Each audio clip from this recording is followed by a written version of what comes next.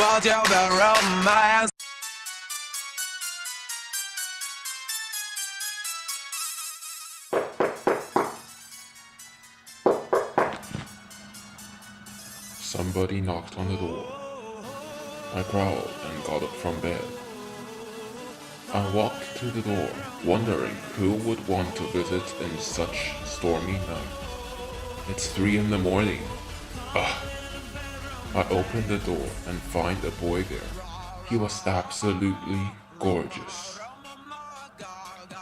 He had black hair and a little bit brownish, about 5.4 feet, and a pair of big, gorgeous sea blue eyes. He was about 15 years old.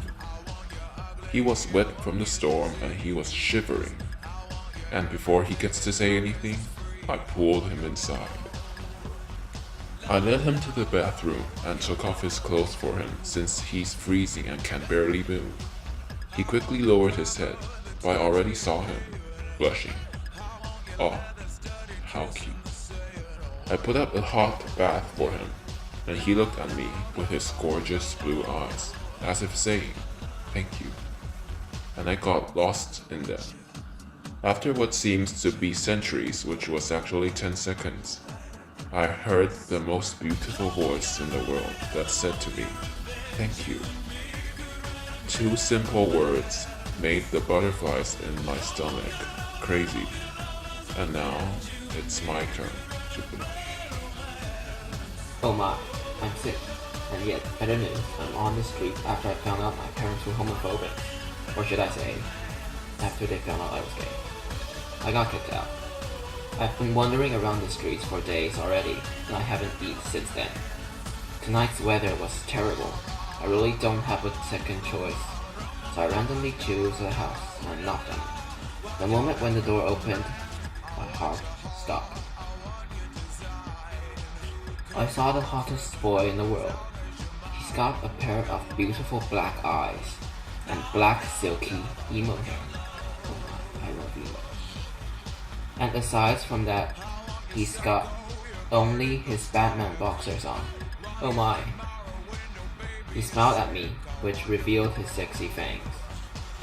Wait, fangs? I'm sure I must be dizzy. Oh well, I am sick. When I'm about to say hi, he pulled me into a house without a single word.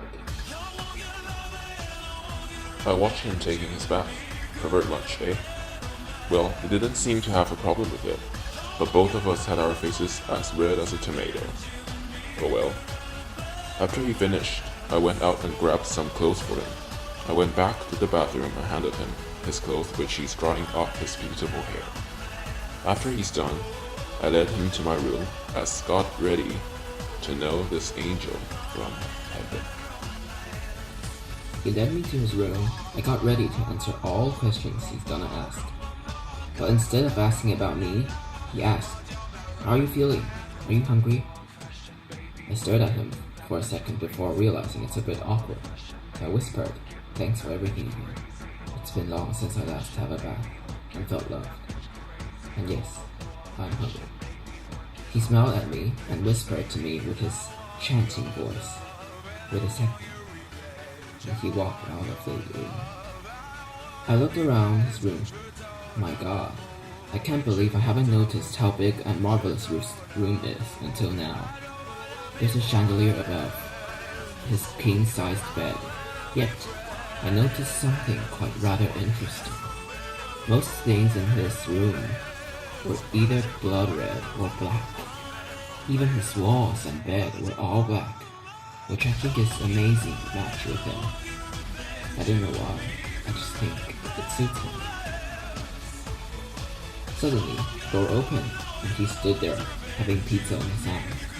I smiled widely, but suddenly, something hit me. The pizza shop was at least 10 kilometers from here. How did we get that in 5 minutes?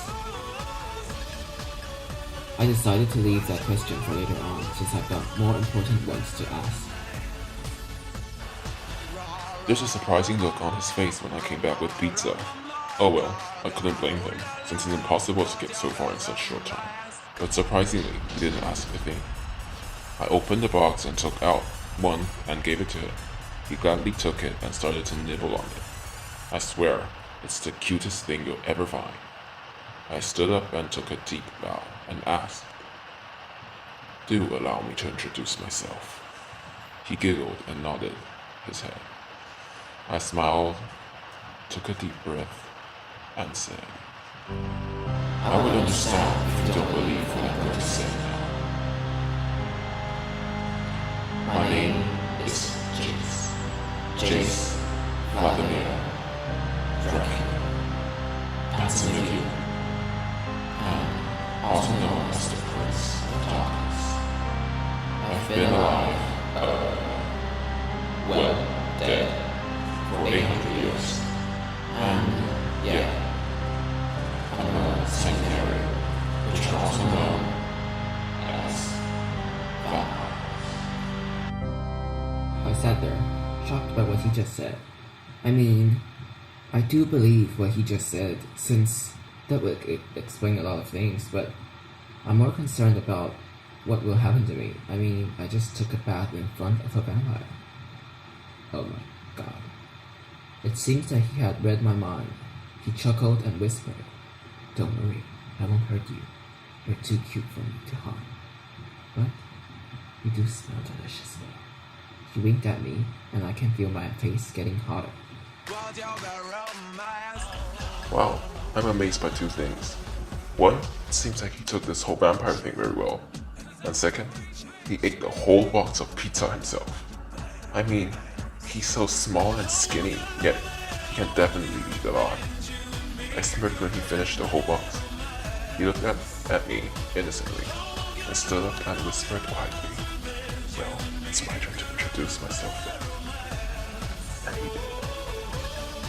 After I told him everything about me, which is just some basic information and history about me, I got a bit tired, and it seems like vampires can sense our emotions too, since he carried me in brittle style and laid me onto his bed without asking, which I'm perfectly fine with it, but he gave me another blush. After he put me in bed, I felt him got in the bed too, which my cheeks started to get warm. But they started to burn when I felt hands hugging around my waist. He murmured to me that sweetest things I've ever heard. And yet, his last statement, or I suppose question, made my heart stop. All he asked was, "Will you be mine?" I felt tears of joy escaping my eyes as I whispered, "I will, forever." Before I get to say anything else, he kissed me with his cold lips, yet full of love. After such passionate kiss, he said 3 magical words to me. "I love you," and sent me into the best dream of my life. I woke up when I heard someone knock on my door. When I looked beside me, there was no one beside me. Ah, it was such a good dream, yet it seemed so realistic. I looked at my clock and it showed 3 in the morning, and the storm outside seems like it'll never stop. Who would want to meet me in such a night? I got up and something came across my mind. Wait a second. 3 in the morning, knocking on the door. Stormy night? Oh my god, it can't be. I rushed to the door and slowly opened it.